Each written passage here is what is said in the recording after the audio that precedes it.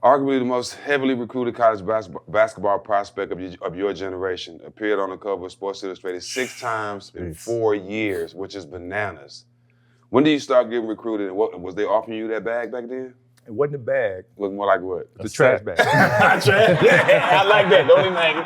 Don't leave me hanging. I like that. It was a trash bag. I like the trash bag. I like the trash bag. I like the trash bag. That's a big bag. Yeah, that's a big bag. Healthy. It was trash.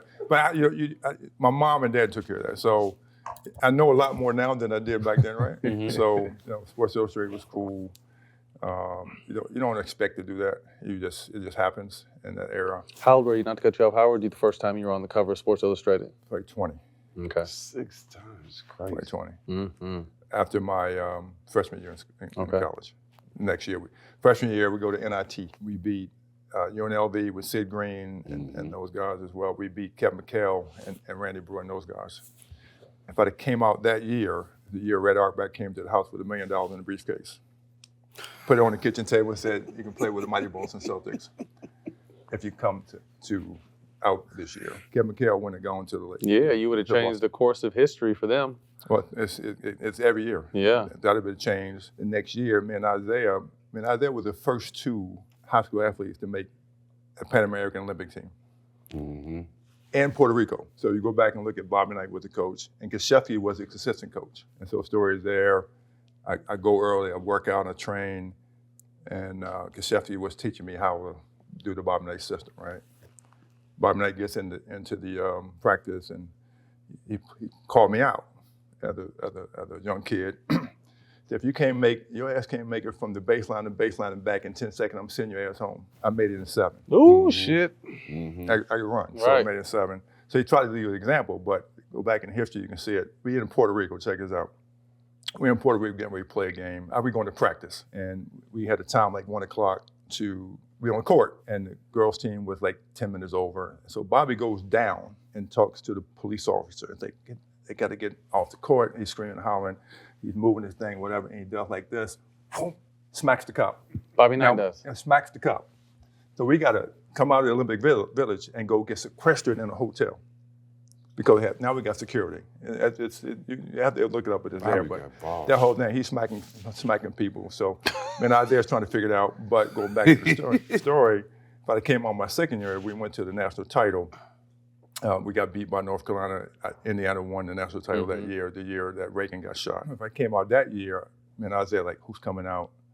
We didn't have cell phone. We had each other's home number. You coming out, I'm coming out. But he might not have gone to Detroit. And then next year, same thing with the Lakers and Worthy. Wow. If I came out.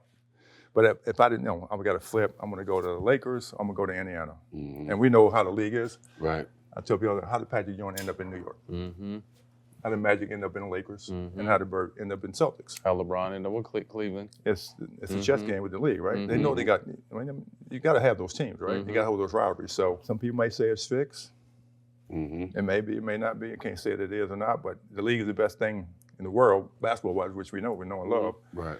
And the game is the game. So you had, probably earlier, but starting your freshman year in college, each year you could have left. What kept you coming back? You just didn't feel like you were ready yet? Well, first year I wasn't ready. Okay. I came into college at 198 pounds. So and you said Red Auerbach came to you. This is supposed to be later, but you already spoke on it, so we might as well just run with it. He came to the house with $1 million briefcase. So potentially picking you at what pick would have been? Did they have the number First 1 pick?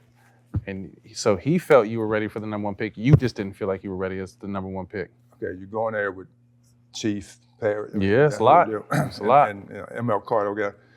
My body wasn't ready. Okay. Today they take a guy and like Embiid and all that. Okay, you're not quite ready. We're not gonna play you as develop much. you. We're gonna sit you on the sideline. Mm-hmm. Like they didn't care about that. Throwing you in Red the fire. or that suitcase, one of them was gonna stay here. Both of y'all ain't leaving. Both ain't leaving. Okay, the briefcase open, right? And there's $100 bills on top Oh of my the briefcase. God. But you don't know what's under it because he won't let you touch it. But there's pictures of him coming in the house. Tyrone, come in. Stick in the door. You don't know us. And he had Larry Fitzgerald there. Mr. Fitzgerald that owned the team as well. But it is what it is. Wow. Coming into college, 198, and then after my first year, about 205. Yeah. So I gained 18 pounds between my freshman and sophomore year. Then I weighed them every day.